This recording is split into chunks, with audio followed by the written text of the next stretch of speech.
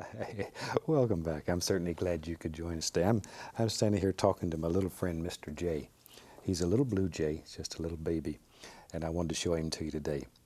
Today's a very special day. This is the last show of the 29th Joy of Painting series. So I thought Mr. J ought to come out here and get to meet everybody. Turn around and say hello. Say hi. Hi. He's a little tiny blue jay, just a few weeks old. Yeah. Yes, he is. Isn't he something, though? He's just as cute as he can be. All right, you ready to go over here and play for a little bit? Huh? I got to go to work. All right, I'm going to set him right over here. While I'm setting him over here, let's run the colors across the screen that you need to paint along with us. And while they're doing that, let me show you what I've got done up here. I have my standard old canvas up here today, but today I've done something just a little different. Actually, I've taken a black gesso and painted a little line here on each side. Then I've covered that line with masking tape. Now on each side, I've put liquid clear on each side. And in the middle here, I've just covered that with liquid white. You remember, I think it was in the last series, we did a little painting that had like wood grain in it, and it was just beautiful. Everybody liked it, and I've got hundreds of letters about it, wanting to see more. So let's do something like that. I'm going to take a little sap green, a little alizarin crimson in about equal parts and mix them together. I'm going to make a nice brown color.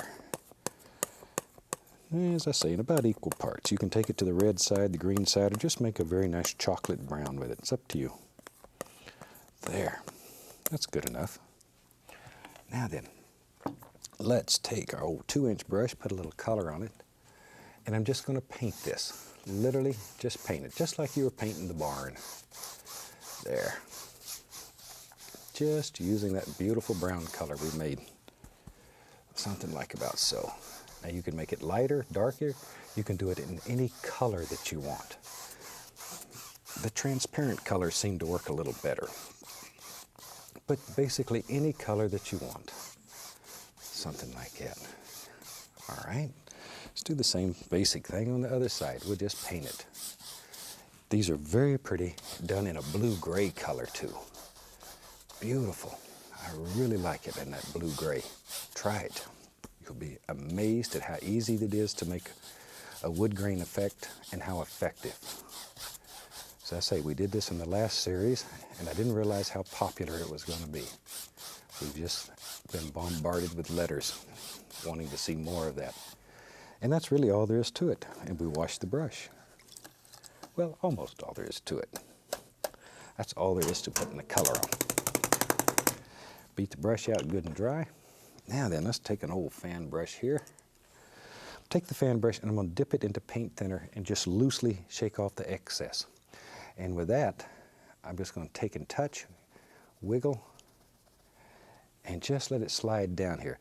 Paint thinner and liquid clear have a violent reaction. A violent reaction. And all these beautiful wood grain effects can happen that easy. Now you can take your time and you can really put some gorgeous things in there. We're just doing a quickie. And you can do it just like that. Whatever you want it to be.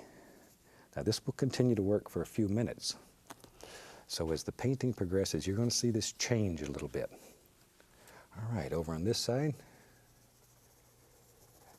There, and you don't have to make all your wood grains just straight. They can be in every which angle. Because look at wood. The patterns in wood are not always just perfect. That's what makes it so beautiful. And different woods have different grain patterns. There. Something about like that. As I say, that'll continue to work probably throughout the show. Now then. Let's just let that continue. As I say, there's the paint thinner and the liquid clear mix and they work together. All these things will continue to happen. While that's going on, let's just do a quick little painting here. Doesn't matter. We'll just do something nice and simple that you can do without any problem. Take a little phthalo blue. It's a pretty color. And let's go right up in here using little crisscross strokes. And I don't want the blue to get over into my wood looking area. I want to keep it on this side of the masking tape. We'll just quickly drop in a little sky. That easy. No big deal. No big deal at all. So let's say this is the last show of the 29th series. And it's always sort of a sad time for me when the last show rolls around. There are 29 series of The Joy of Painting. Each series has 13 shows. So, it must be nearly, my math's not too good today. Probably 375 shows or so. And if you haven't got a chance to see all of them, give your station a call. Shoot, we'll get them to them one way or the other if they need them. There. See, I'm just going to, I think we'll just do a little mountain scene today. Something very simple and easy.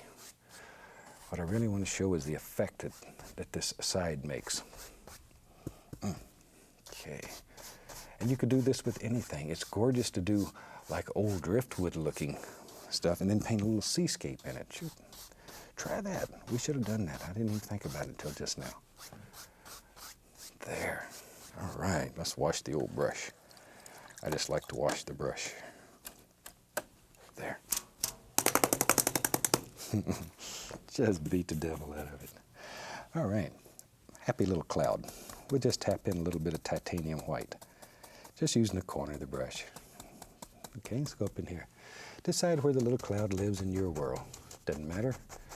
Clouds are so free, they just sort of float around, have a good time. Just sort of pick out a little area. I don't want real distinct clouds. Just want some little basic shapes. Wherever. Up to you. You decide. When you have this much power, you have to make decisions in your world. I'm going to grab a little blender brush, just very lightly. This little blender brush is, as my father used to say, it's tender as a mother's love. And I certainly know in my case that was true. There. See, just some little floaters that live up there in the sky. Have a good time. They just take life easy. All right. Aztec, Midnight Black, Prussian Blue, Alizarin Crimson, Van Dyke Brown. Well, it doesn't matter. Sounds like a good color combination. Pull it out very flat, cut across, and get our little roll of paint. And I tell you what, I changed my mind. See, it's my world, I can do that. Maybe we'll have a mountain that lives far away. I'm going to add some white to that same color. And let's do first of all, there, little roll. Let's just play. Let's just play. While we're waiting for this wood grain effect over here to work, we can play. We'll have some good time. We'll just put a little indication of a faraway mountain first. That'll help create that illusion of depth and distance in the painting. There. Something about like that. Far away little devil. Quiet. Very, very quiet. Now let's go back to that dark color we had. And maybe in our world, right here, right there, lives a big, huge, strong mountain. Giant of a mountain. There. Something like that. Little old peak right there, wherever you want. You just make the decision, drop it in. There. Go back to our 2-inch brush, grab it firmly and pull it. Give it a little pull. Right up to the edge there. What I want to do is remove excess paint and blend it out, so that automatically it looks lighter toward the bottom than it does the top. See there? That easy. There. Okay. Down to about like that. Doesn't matter. Okay, let's take titanium white, and I'm going to put the least little touch of bright red in it. Just enough to sort of warm it. I don't want it to be noticeable even, but it will warm it. A little roll of paint. And we can go right up in here, touch, no pressure, no pressure, no pressure, and let it go. Something about like that. Absolutely no pressure. I hear my little bird over there on the other side of the studio. He thinks it's dinner time. As soon as we finish this, I'll have to feed him. He did so well. Little rascals, you have to feed them. It seems like about every 20 minutes. It's a fabulous lady that lives close to me in Orlando, Florida, named Ann Young. and raises and releases by herself, basically, almost 2,000 songbirds every single year. I have no idea how she's able to do.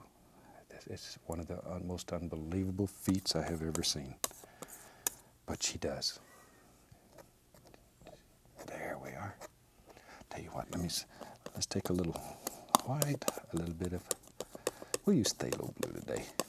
It's a wonderful day here, and I hope it is wherever you're at. So phthalo blue is it's a happy color. Once again, our little roll of paint.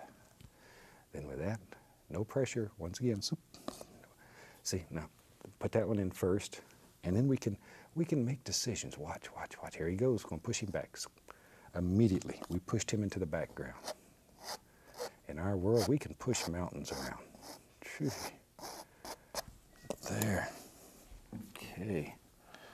Now then, I want to change this very straight angle. And we can do that. See there? We can just go right back. Just drop in. Little projection lives right here on the side of this mountain, wherever you think it should be. But the secret to it is it needs to have its own shadow or it won't play. It needs its own private shadow. See how it popped out when we put that shadow? That has to be there. Each highlight needs its own shadow or it just won't work. There. Okay. Maybe over in here. Just a wee little bit, something like so. And anywhere you want to create a projection that projects up from the mountain, all you need to do is put a shadow under it. That easy. You really do have unlimited power here. Good, clean, dry 2-inch brush, following the angles that you painted in your mountain. Tap the base of it, and then pull gently upward. That removes the tap marks, blends everything together, creates mist at the base. Over here we follow these angles. Something about like so. You want to get a little crazier? Okay, let's do it. Let's take some of that dark color. And let's put another little mountain that lives right down here at the base. This will create a whole different plane in your painting. And it just helps improve that illusion of depth in it. Which, if you've painted with me through this series and through many more, you know, depth is very important to me in painting. I work very hard to create paintings that have a lot of depth in them. There. And that's what makes you happy, is when you do paintings that you can see clean off forever in. There are no limits in it. I'm going to take some of that same white I was using. Come right back in here. And just very quickly, throw in some highlights on this mountain. But see how you can just put layer after layer. You could do the whole canvas this way. And it's a wonderful, wonderful way to practice. Don't be afraid of practice. There. There we go. Nothing's free. And the price you pay for painting, or I believe anything else you do that you do well, is just practice. There we go. Okay. Wherever. We just put all kinds of little doodles in there. That easy. Back to our clean, dry, almost clean, dry 2-inch brush. I'm going to tap in just a touch. Lift, blend, bring it together.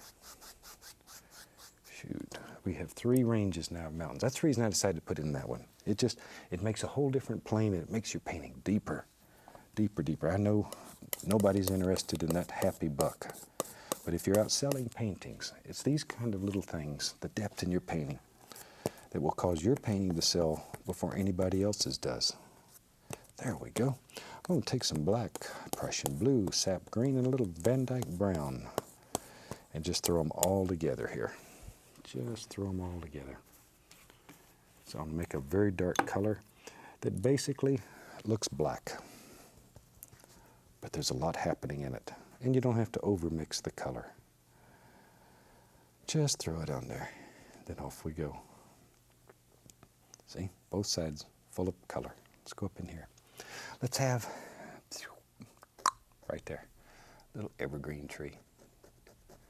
Just a happy little tree. Use the corner of the brush. Work back and forth, forth and back. Back and forth. There you go. See there?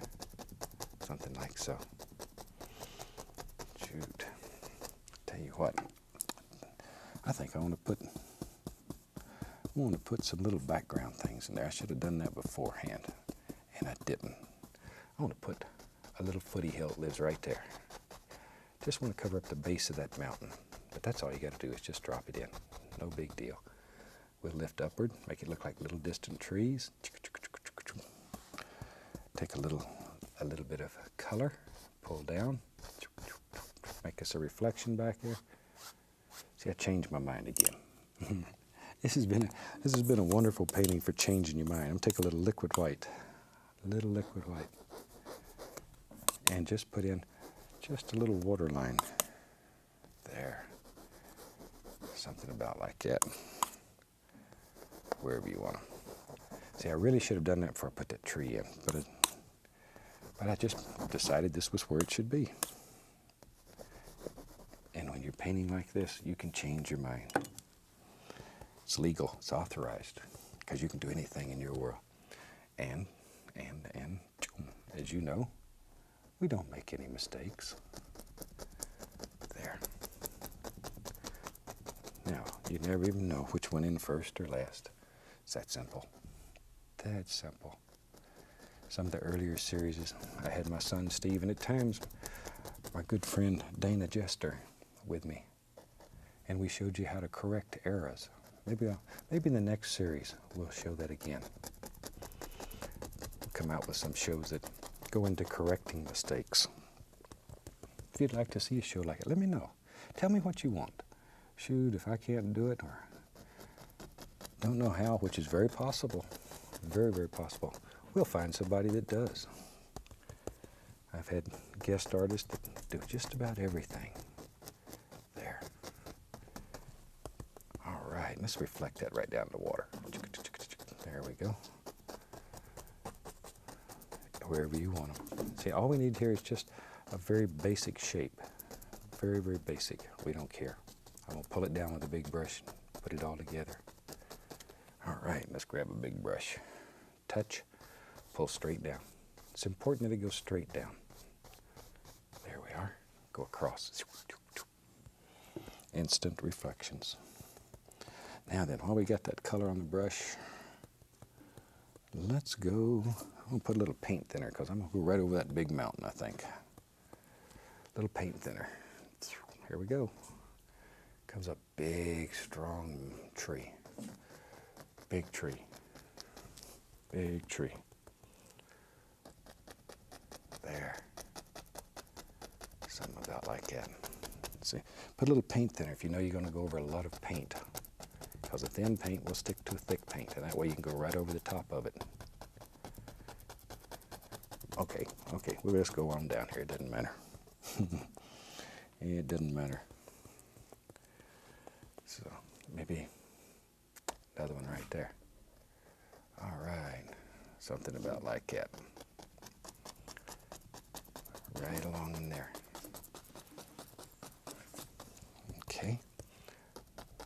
However many trees you want in your world, you just drop them in, wherever you think they should be.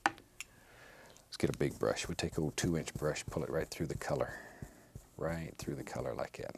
See, load a lot of paint in there. See, one direction. Okay, touch and push. Just want to create, maybe some little bushes live right here. Okay, we're not too concerned, just whatever. Something about like that. Right. We'll take a little white, a little bit of dark sienna, mix them together. Ooh, didn't work, got into the blue. Start over again. That's white, a little bit of dark sienna, mix them together. Put the indication here and there of little tree trunks, wherever. Doesn't matter. Just some indications. Bloop, bloop. All right. We'll take our fan brush that had the dark color on it, and we'll go right through some yellow because it had blue and black in it. When we hit that, it'll turn green. With that, we'll come right up in here and just highlight some. Not too much, not too much. Don't kill it all. Don't kill it all, because it'll go away and leave you. There, something about like that. All right, over in there. Okay, this big one here, we need some stuff. Some green stuff. There we go, darker, darker, darker, down toward the base. A little bit right in there. And off we go. I'm gonna grab a 1-inch brush, dip it into a little bit of paint thinner. We'll go into some sap green and right through the yellow. It's all the yellows.